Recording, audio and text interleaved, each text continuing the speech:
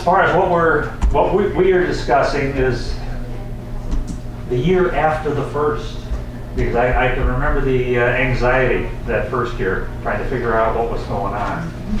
And I do realize that with our panel today, and we'll be introducing ourselves, we're all in different situations. I happen to be in Illinois.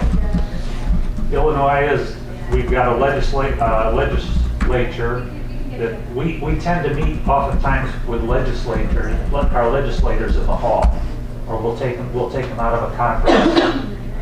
Those that are willing to do that, usually they're willing to come out maybe for 10 minutes. You know, our biggest effort has got to be in the home territory, where they have time and they'll sit down. So all situations are different. Tyler, could you introduce yourself, please?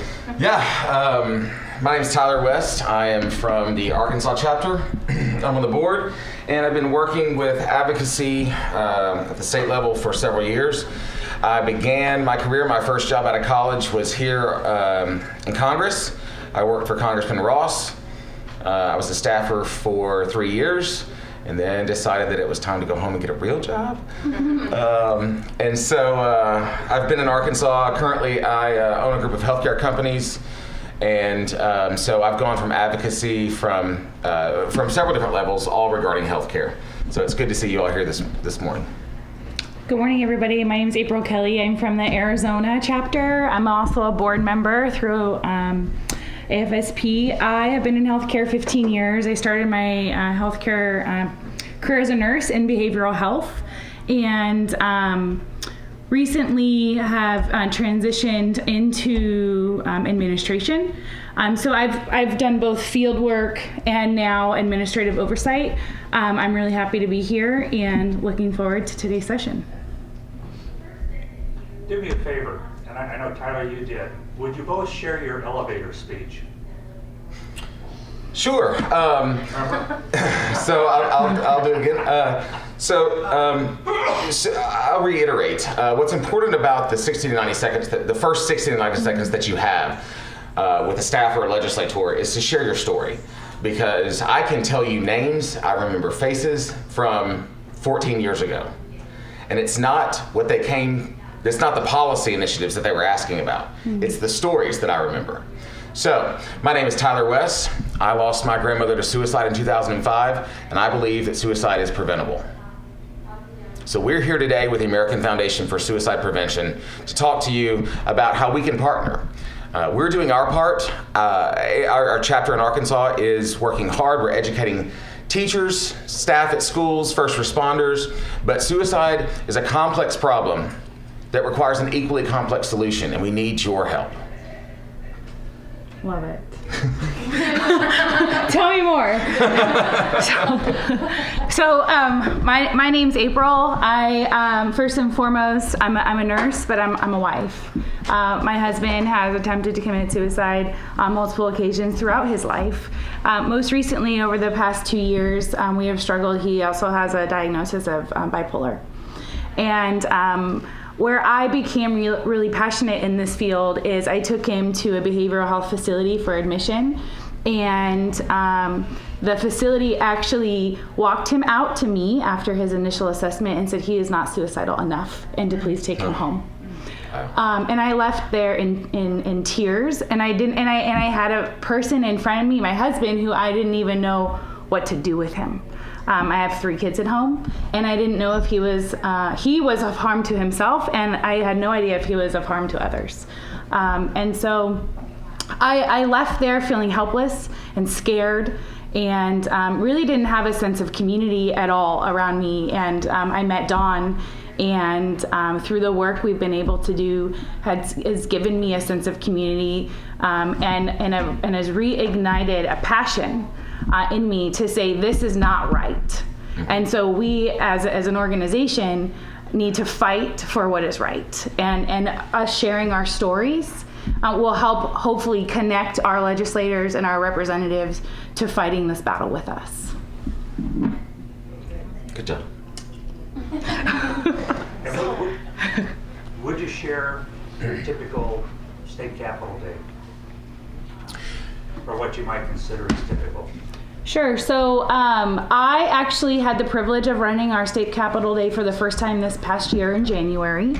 I had been with the foundation 6 months, and it was amazing. We, the first thing that we did this. So mind you, this was the third year that our Arizona chapter had done a state advocacy day, but it was my first year, and we have a new board.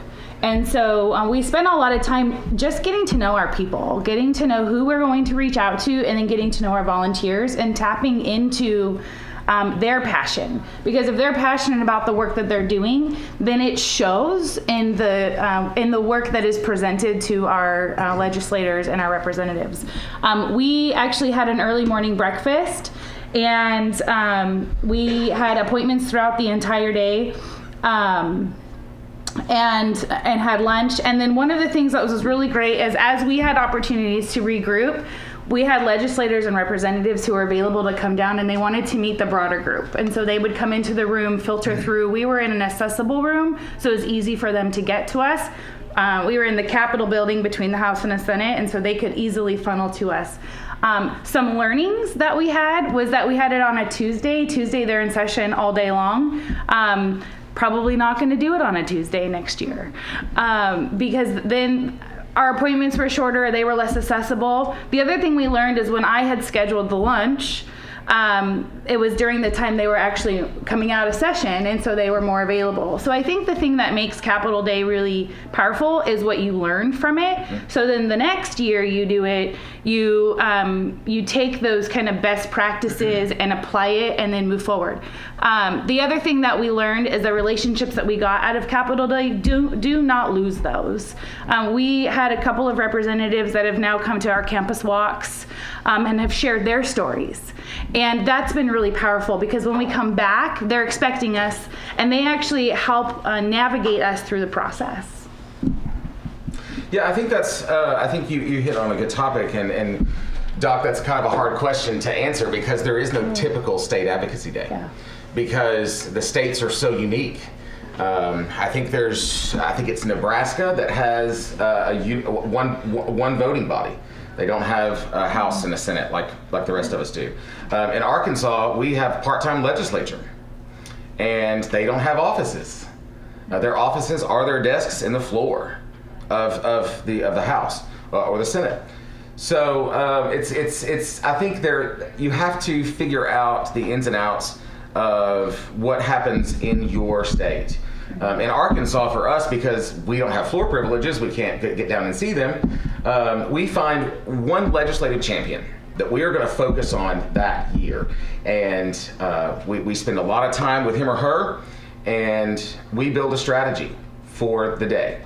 And this past year, and I think the year before, what he did was he took our invitations to the luncheon that we were serving, and he put it in every member's desk on the floor of the House.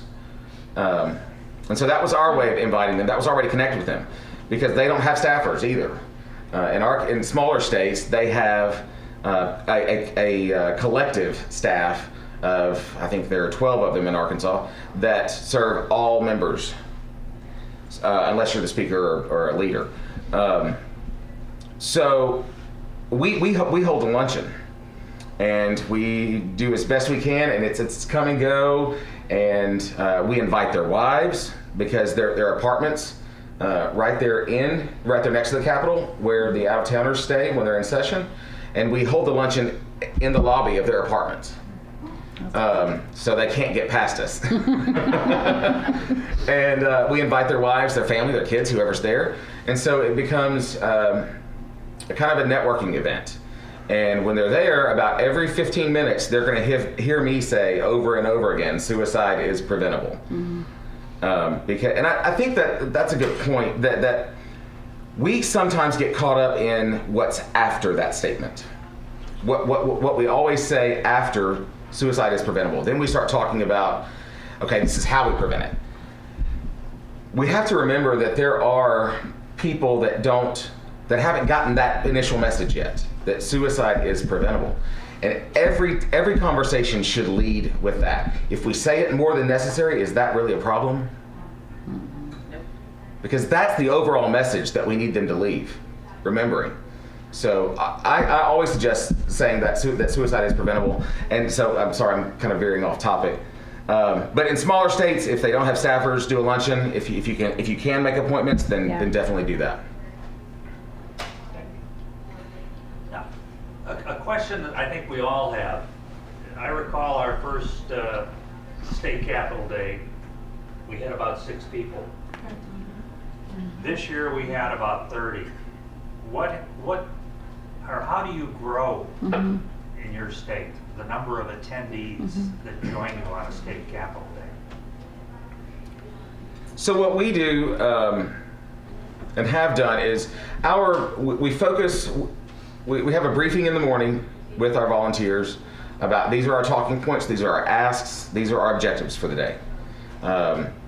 And we have found that well-equipped and well-informed and well-supported volunteers come back. If you don't have that foundation, that infrastructure, and they just kind of feel lost in the middle of everything, that's not a good feeling. And so they're not going to come back. So I think first and foremost, make sure that you are providing the support that your volunteers need. We have kind of categorized our attendees. We have our volunteers that are at the luncheon that we believe are at a place where they can have these kind of higher level conversations with policymakers. And then we have our volunteers that come to our rally or our media event, our press conference, whatever we're doing that year. And so we kind of categorize that invitation. We take a different approach. I'm a firm believer that everybody's has a seat at the table, but our forum's different. So we have lots of advertisement throughout the year at our community events. So last year at our largest walk that we have in the state of Arizona, our Phoenix Walk, we actually have sign-up sheets. And I'm there talking about State Advocacy Day, come join me at the Capitol. And so I don't think that you can over-inform the community. You'll find that people will always ask, how can we get involved? And when you give them the opportunity to be heard by the state legislators and representatives, I think that most people, I even know from myself, was kind of, if you don't know you have that forum until it's right in front of you, right? And so just getting that information out to them as often as possible. The other thing too that I did prior to our state capitol day is I held some telephone conferences with volunteers who were interested, and they were like 30-minute sessions, and people could call in, and I would just say, here's what the day is going to look like, here's our ask. Do you guys have questions? Are you comfortable with that information? And just, again, start the conversation. What I also noticed is as it got closer, more and more people joined the calls. We had over 20 people this year, which was an increase from the year before. And I have already heard, as we did our campus walk, that more and more people are wanting to participate in that state day. So just awareness. Just like we're doing with our legislators, our volunteers just need to know how they can get involved. How many in the room are aware of the lists that Public Policy sends out every month of new advocates?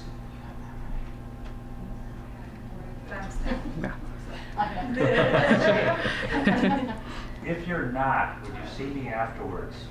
Because I know in Illinois we get a listing every month of new advocates that want information and to join chapter activities. Also in that listing are the advocates, or traditionally it's been there, the advocates and what they've done to support the mailings that come out. And I share with you, we're looking at that, particularly those people that have been with us for 2 years that have done nothing. I unfortunately kind of view this as sometimes as those who are adding to their resume. Okay, and really what we're looking for, certainly in Illinois, are those people that we know will get out and meet with their state senators and representatives. Do you have any, what would be your sharings for the visuals that you might take to State Capitol Day? Because I know that runs the gamut.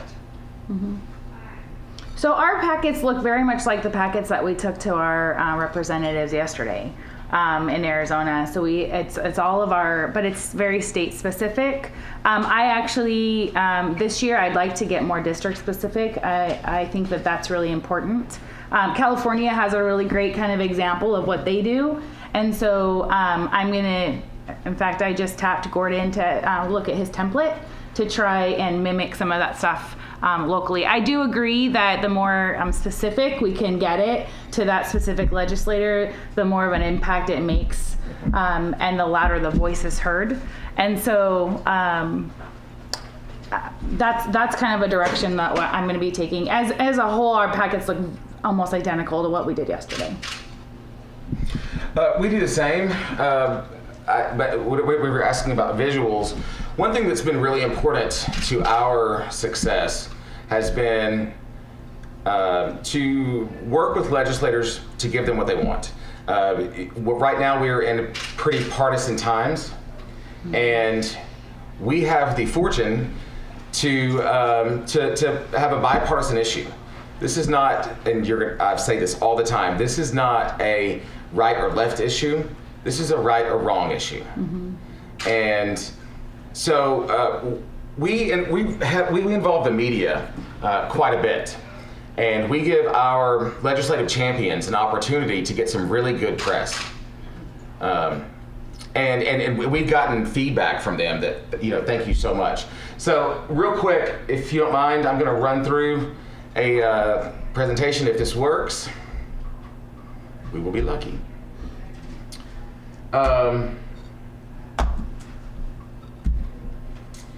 So how to get headlines. We think this is important because our legislators want their constituents to know in the middle of all of this bad press, they are doing something good for their community. So first is build relationships with your local media, build relationships with your representatives. And to April's point, this is a year-round relationship. You don't always come with an open hand. You come with something to offer, and you come you become friends with them. So it's not going to load, is it? Do you need a hotspot? It's on one. Okay. Nope. So you guys have seen the shoes in other states. We did that in Arkansas, had a great response. So following that, we decided how are we going to top that? So we did the lanterns. If you've been to the overnight and seen the lanterns at the end of the walk, or seen photos of them, we did that on the steps of the Capitol. And we organized that as the media event. So we had probably 80% of the media outlets in Arkansas attending. Well, when you've got 80% of the media outlets there, you've got 100% of your legislators there. And so, and like I said earlier, identifying a couple of legislative champions that are going to be there, that are going to have those backroom talks, that are going to champion your cause in committee hearings is so important. And like I said, they love those good headlines. So be provocative. Be provocative. Don't be afraid. Do something that, I'll give you an example. Whenever we did the shoes on the steps of the Capitol, our Capitol is about 7 blocks from downtown, and at lunchtime we had this rush of people that came up, and I pulled a friend of mine actually that came from his office downtown. I pulled him aside and I said, "Why'd you come down here?" And he said, "Because we've been talking about it all day long in our building. We've been seeing what's going on at the Capitol, and we couldn't exactly see him. Like, we were getting our binoculars out and trying to figure out what was going on down there." And at lunch they came down, and we had great conversations around that. And of course, when the crowd came, some legislators came out, and and started meeting with some of their constituents. So it provided that opportunity as well. So yeah, don't be afraid to be provocative. Get innovative, find some cool ideas, and go with it. For the shoes, for example, because it's hard to get, for some of the larger states, it's really going to be difficult because that's a lot of shoes. For Arkansas, it's 577. And we partnered with the local hospital, and they challenged all of their employees to bring a couple pairs of shoes to donate. So we also built that partnership as well. And then afterwards, we took all the shoes down to one of the homeless shelters and donated them. I will give you one piece of advice: don't put them in your car, because my car still smells like feet.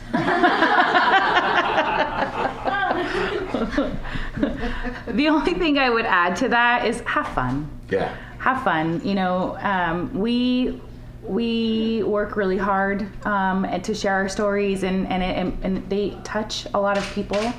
And have fun while you're doing this. It's a great time to remember the ones that you love, and remember the losses that we've gone through, and enjoy the day. There's a lot of energy that goes along with the day, and it's really powerful. It's one of the better days that we have. So it's great. Yeah. Can you recall a significant challenge you encountered? And how, Yes. Man, and what did you do to overcome it? the scheduling. So, you know, I give all the credit to my two volunteers that took on the scheduling. They just kind of took it by the horn. They created this Excel spreadsheet that we like color coded, and you know, Dawn will laugh when I say this, but you know, I really just tell people just roll with it, because you know, their legislators, their schedules are changing all of the time, and we're trying to adapt to them, and we do our very best to do that. But managing that schedule, it's messy, and it takes a majority of the time. So when you come to the day and you're like, oh no, my schedule's messed up, it's okay.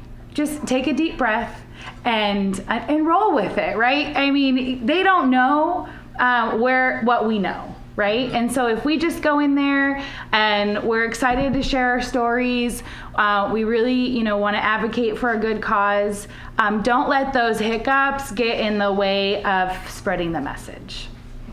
Yeah, I love that. I love that point. Don't get caught up in the details. Don't get caught up and let it ruin it, because this is an incredible opportunity that we have meeting with our state legislators. That was what I was going to say, actually. but another issue that we encountered was, you know, we do deal with a little bit of ignorance about this issue, and our first year, we had a legislator come up, and she said something that was very inappropriate. And she just was reiterating a myth, and she did it in front of all of her colleagues. And so the only thing I need to do was say, well, Senator so-and-so, that's a common misconception. However, and so knowing that we're going into this, this is our opportunity to educate them. You can't say, you know, what you want to say sometimes, but that was a good transition. I learned that from a colleague of mine. It's, you know, well, that's a common myth. However, That's great. and then give them, you know, the education and then yeah, the facts. I know we've touched on this, but let's really focus on it. Would you share once again what you're doing to cultivate your legislators? I mean, I think, again, exposing them to awareness. We invite them to all of our community events that we have.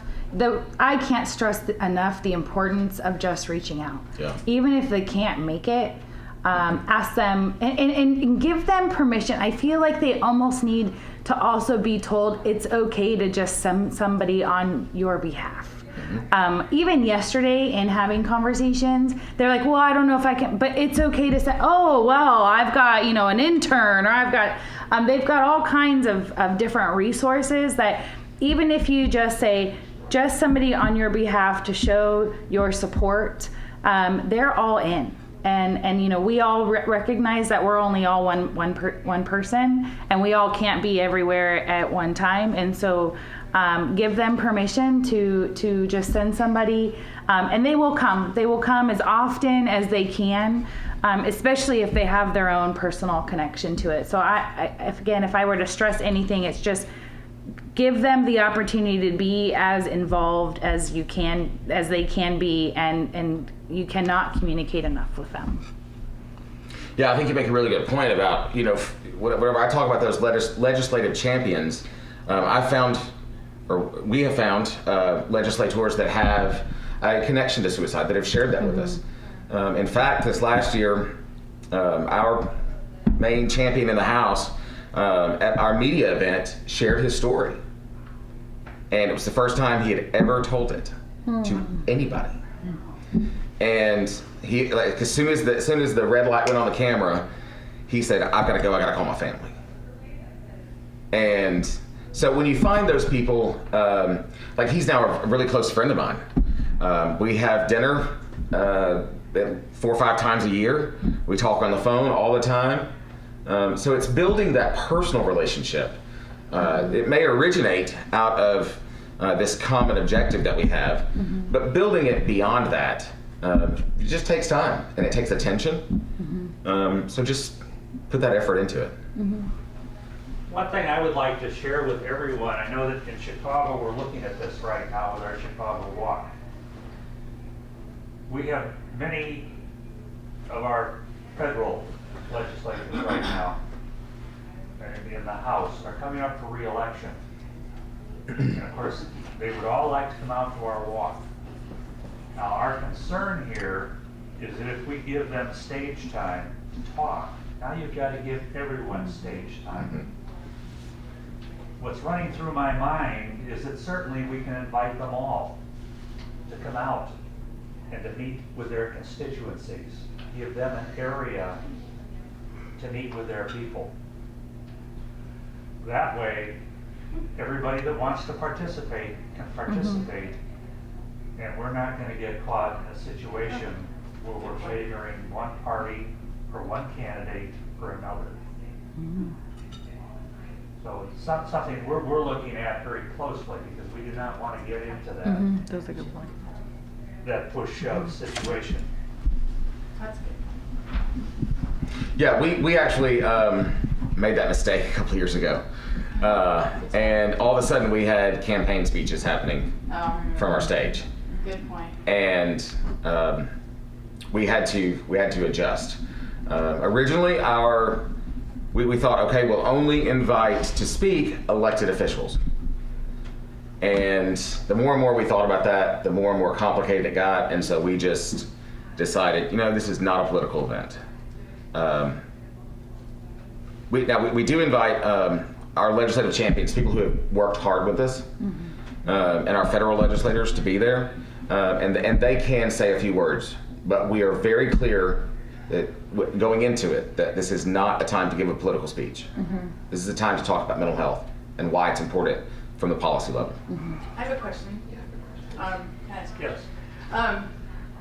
Very good point. I appreciate that, because one of the things in the Phoenix area, it's a very large walk, about 3,000 people, but we haven't had any really local representatives or any legislators to participate in it. Basically, we did have one representative come and speak at the ASU walk. The humility that she showed related to being in tears, because her connection to the cause was why we invited her. We didn't really invite her for her platform. We didn't invite her for her party. We didn't invite her. We invited her as a human being who happens to be an elected official who has a connection to the cause. And I think, just to your point, April, about developing that relationship and understanding boundaries within that, what the purpose is, because one of the things, the conversation I had with her was really, truly just an honest conversation about the purpose, and why we were there. Because even people that you have speaking on stage that are not part of the government per se get completely off topic and say some pretty bizarre things. So I think it's the same concept with that, just because that's what they do for a living. Right. You can't have someone advocating for their company or what they do in the private sector just as well as you can't have someone advocating for their personal agenda in the public sector. So that's, but I like the, point of giving it to all, but that's been the experience on all of it. Yeah. So. Well, I have a question about that because we have Mike Slossberg. He MCs our walk, but he doesn't. I mean, he's a very, very real person, but he doesn't bring. I don't know if that's appropriate for us to do that, but he doesn't bring politics into it. Yeah, I haven't had that issue yet. I think it's absolutely appropriate. If you can have those clear boundaries set ahead of time, absolutely it's appropriate. In fact, I think that's a great opportunity for you to have that. Yeah. Because they'll put a face on it back at the Capitol. Yep. Exactly. They'll put their face on it, just like we've heard from every single person. David Axelrod, they put a face on that. They had very clear boundaries and I'm sure they had a lot to say from a political perspective up there on the stage, but they were very, specific on the boundaries. So, Yeah. So yeah. You saw them shake hands after they spoke, right? Yeah. When's the last time you saw that? We got a picture. Good. So anyhow. One thing that's very important to me right now, I share with you that, yes, we lost our 18-year-old son to suicide 12 years ago. The last 15 years, and last year was the most recent, we have almost lost our other 3 children, not to suicide or mental illness, but to health issues that are now associated with Agent Orange. So apparently, I have some residual challenges potentially from my time as a pilot in Vietnam. So the one thing that is very concerning to me right now is self-care. I share with you, having worked in the mental health arena in our community and worked with NAMI for the last 9 years, I do have a safety plan. In my telephone, I have the national crisis number plus their new text number, because I realize that at any time, if my thinking becomes very cloudy, there are always challenges there. So that in part is how I handle my health care now.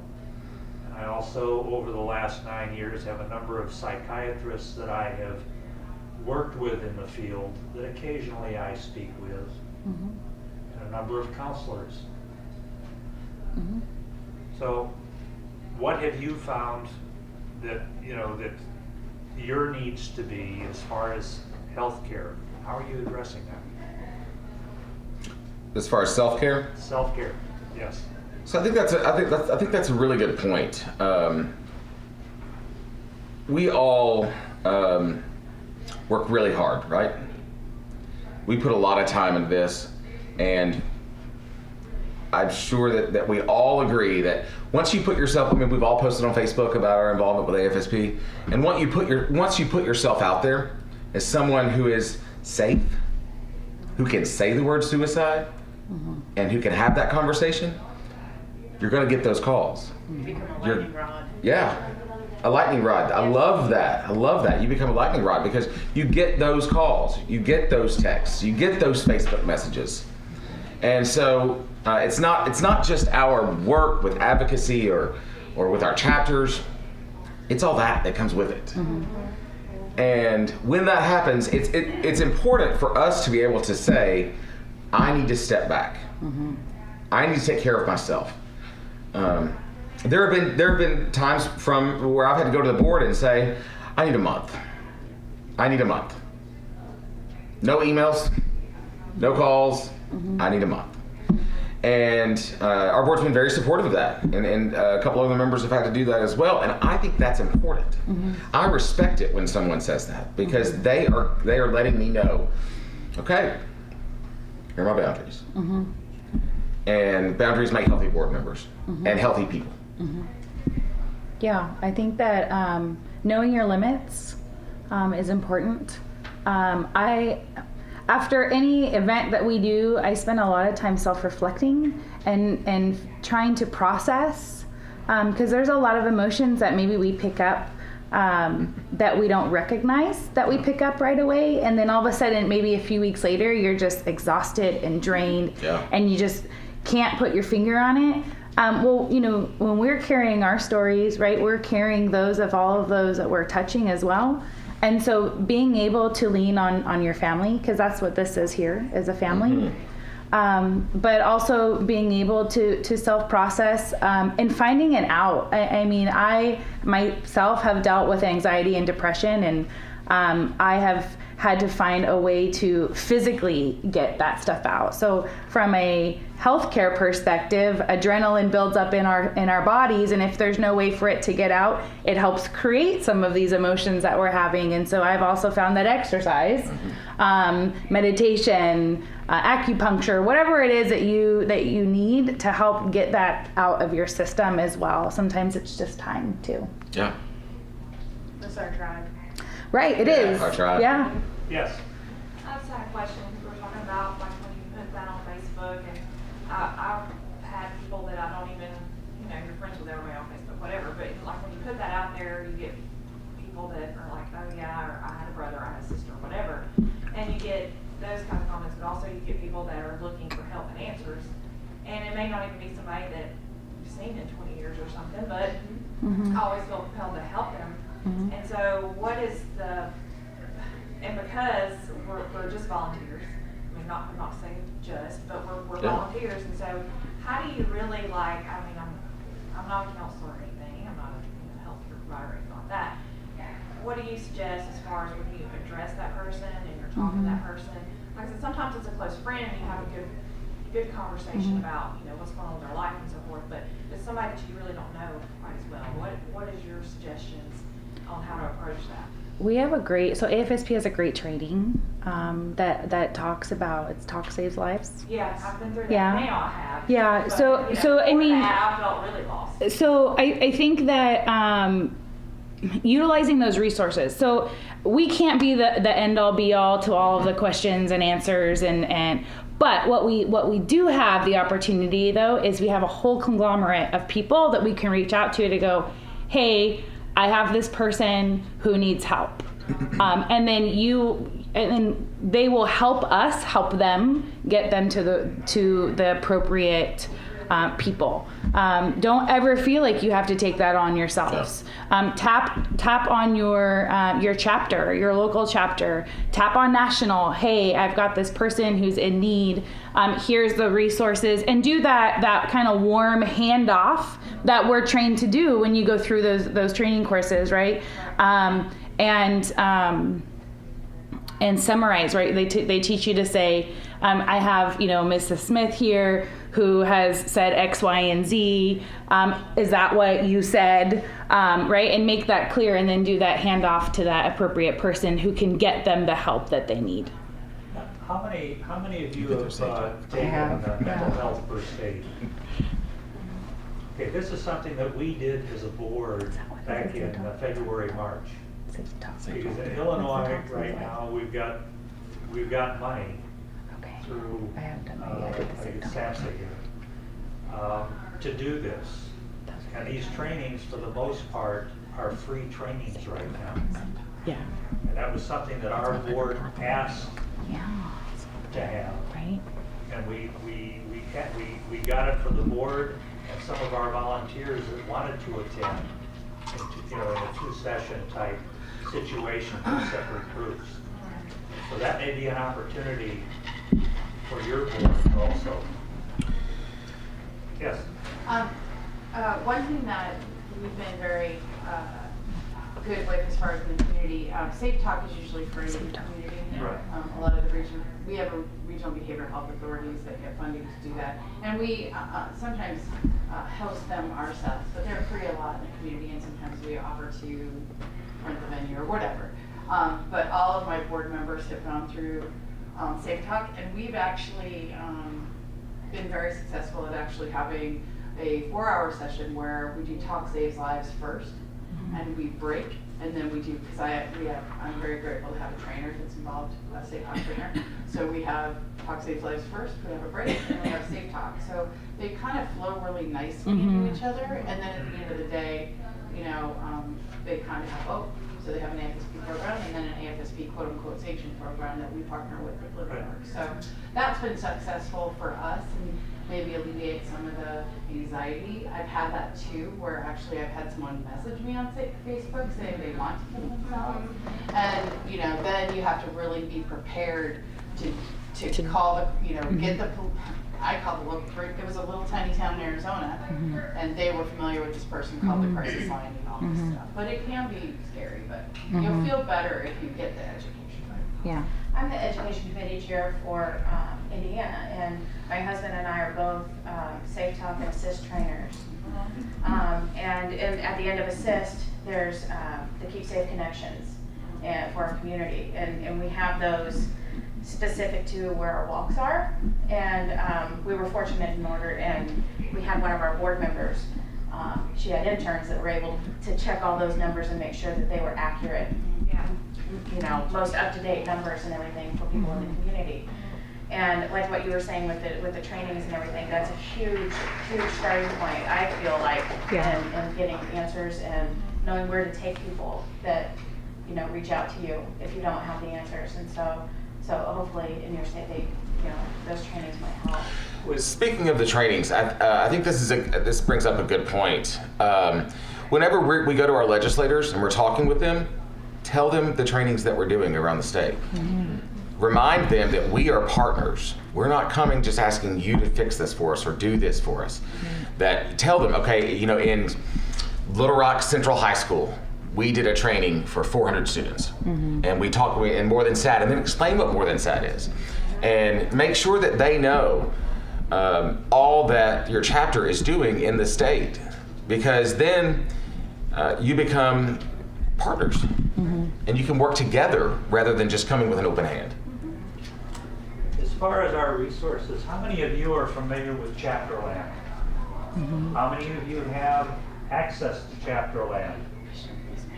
If you don't, contact your chapter. Okay, we'll get you access, because there are many training programs on there. Safe Talk, Talk Saves Lives is one. More Than SAD is there, and there are Assist, and there are PowerPoints that we have. And webinars too. And webinars, and it's amazing what I've learned from going through the PowerPoints prior to presenting them. Yeah. So what is Chapterland? Chapterland is a web page that we have that is by access only. So, and that access we can get for people through the chapter. It's chapterland.org. Chapterland.org. You gotta get access from somebody? Yeah. Can you email your area director? We'll get you access. Okay, but Or I he'll just, get you access. Yeah. there's a password, what you gotta get? Yeah. They give you a log on. Email and password, which they'll create for you. Yeah. So it's just access to all our materials. Okay. I want to check. Tremendous. Are there any other questions? I didn't have a question, I just kind of wanted to mention something. Sure. We were talking about how to get more people involved with your Capital Day, Yes. with all their suggestions. Our AFSP Cincinnati chapter put a big thing on our Facebook page, an event to invite all of our volunteers and everyone. So that's how we got so many people from our community, was just through our Facebook event page. That's great. And we also, in Indiana, what we do is we have Volunteer 101. And we have different tables set up for, you know, walks and trainings and advocacy and, you know, different things like that. And it's basically with a sign-up sheet where we, you know, gauge the community and find out where we can, you know, get more soldiers. Yeah. We need them. Yes, we do. Right. Yes. Corporate sponsorship for state advocacy days. Do you guys do anything around that? So that gets complicated. I would leave the sponsorship to your walks. because whenever you start talking corporate sponsorships, you can have some conflicts of interest that arise. So I would veer away from that. That's just my. Yes. No. But if you can get them, Yeah, tell them to sponsor the walk. Yeah, sponsor somebody at the walk. And we actually have had, and whenever we're seeking corporate sponsors for our walks, we go over the fact that one of the things that this is going to help fund is our advocacy, and we're going to be there talking about mental health issues, and we're going to be there talking about reimbursement issues and workforce issues. So, yeah, I'd leave the sponsorship to the walks. And another thing I'm curious about is inviting additional partners in for like rotunda displays or things like that. Like, have you guys done that with any success? I don't recommend that.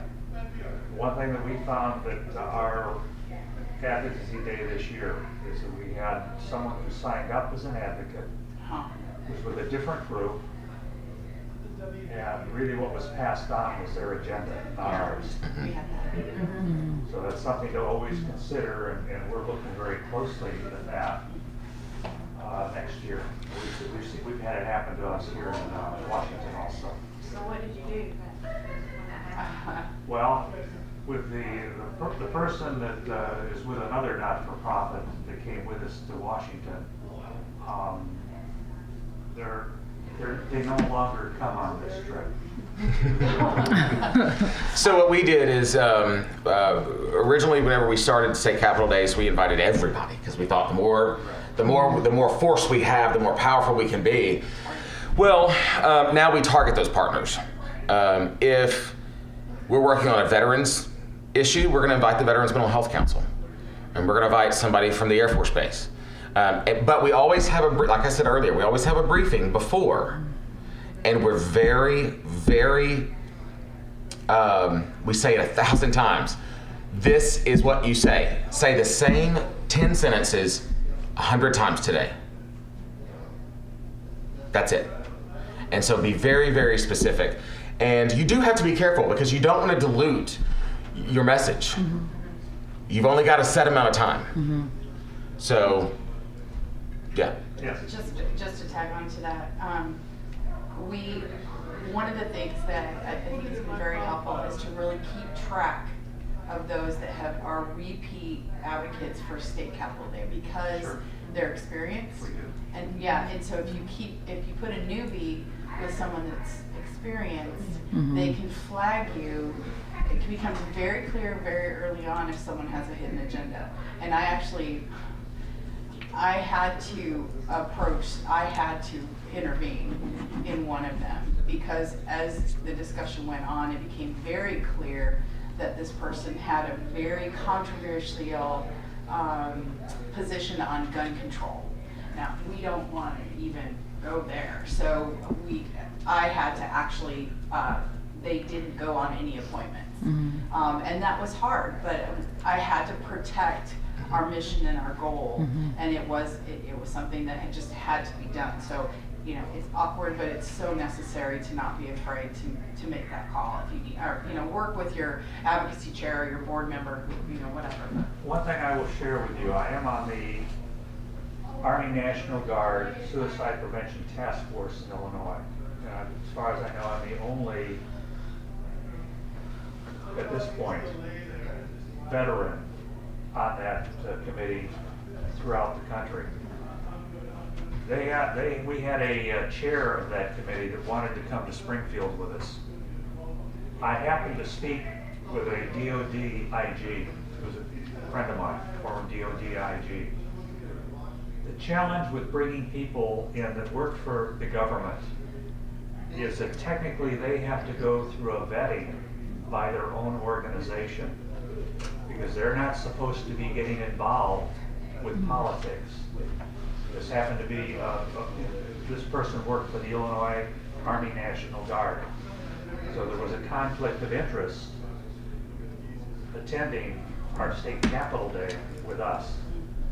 So it's something to keep in mind because most of us, and I was totally unaware of that until I happened to speak with my friend. Yes? Just a comment about visuals. we loved the idea of the shoes on the steps, but our state capitol day was in February and the weather could be really iffy. So we came up with the idea of inviting people to send a picture of their loved ones. And we got a lot of pictures. Yeah. And we were located in the rotunda of the Capitol where we had a lot of traffic coming through. So we displayed those pictures in the center. We made a big sign that said, "Who are they? They are our sons, daughters, brothers, sisters, husband," on and on. And I think it was really powerful. Yeah, that's a great idea. How did, just practically, how did you display them? On, what do you call them, poster boards? Okay. Yeah. I saw something walking to the Capitol. They Someone had had the t-shirts? yes, Yeah. that was the coolest thing That was ever cool. by Yeah. the church. Yeah. They had T-shirts representing. I think it Yes. was gun violence. We saw that. I thought that was kind of cool, But anyhow. So one final point, because we're about to wrap up, right? One final point is it's so important to get to know who your leaders are in your at the state level. Find what committees are important to you. If you have a Veterans Affairs Committee, a Health, Welfare, and Labor Committee, know those chairs, because those are the people who are setting the agenda. Know the speaker. Those are the people who are setting the agenda at the committee hearings. So you need to have those people on your side. Get to know them, and use your, like I keep using this term, but legislative champion. That's what I asked him. I said, Tim, who do I need to know? Right. And how can you make it happen? Great. And he said, dinner tomorrow night. And so we had dinner with the speaker and the minority leader and the committee chairs that were important to our cause. So get to know them, and they will be your biggest allies. How do you get the media there? I mean, do you just call and say, hey, we're going to be doing some stuff? So that's an interesting question. So you can always call the newsrooms. You can always send a press release. 9 times out of 10, that press release is going to sit on the EP's desk. Right. So call the reporters directly. Reporters are looking for one thing: above the fold or before the first break if it's television. They want that top story. If you can give them that, you're their new best friend. So email them. If you go to like in Little Rock, it's KTHV. Go to KTHV. That's a local CBS affiliate. Go to that website. Click About Us. It's going to have all of their reporters listed there. Copy and paste all of their email addresses or Twitter handles, and create a separate distribution list. Because when you send it to them directly, rather than going through an executive producer who's going to assign them the story, they can then go to the executive producer and say, "Hey, I want to cover this tonight." And then they get to be provocative and innovative, and they get to show off. So build those relationships that way. Okay. With the newspaper, it's the same way. It's a little more difficult. I would for print media, I would go through the assignment desk. But for television, I would go directly to the reporters because they are normally hungry for these kind of stories. There's a media toolkit on Chapter 11 too that could help. They put a really good media toolkit, PR toolkit. One thing we did in Illinois that was a big payback. We invited one of the local television stations to our walk in Springfield, our state capital, and they came in. This was last year. In November of this year, we got a request for an interview of someone that was down in Springfield for the television station. Well, we didn't have anyone, and I live about 240 miles north of Springfield, but I said I would do it. The television anchor drove up with camera, and we did the interview. During that interview, several times I had mentioned Talk Saves Lives, and I've seen it in my own community. And finally, he just turned the camera off. We started talking about Talk Saves Lives, and the next thing I knew, I was being invited down to Decatur, where the home office of this television program, or this commentator was, to work with the school district. And as that turned out, rainy, stormy night, we had about 40 people in the audience. but they also did a Facebook live feed where they had we had 7,600 people viewing this. Oh, nice. Wow. And I just got a card from him, and he said, whatever your needs are in Illinois, let me know and I will help. Yeah, just like I was talking about legislative champions, media champions too. Yes. Well, thank you everyone for joining us today. I will ask, I think normally in the past we have gotten a list of attendees with emails. I will see if we can get that out again, but I recommend collaborating with other chapters if you have questions. And we'll stick around for the next 10 or 15 minutes if you guys have questions or you want to talk one-on-one. Yeah. Thank you very much. Thank y'all. Thank you.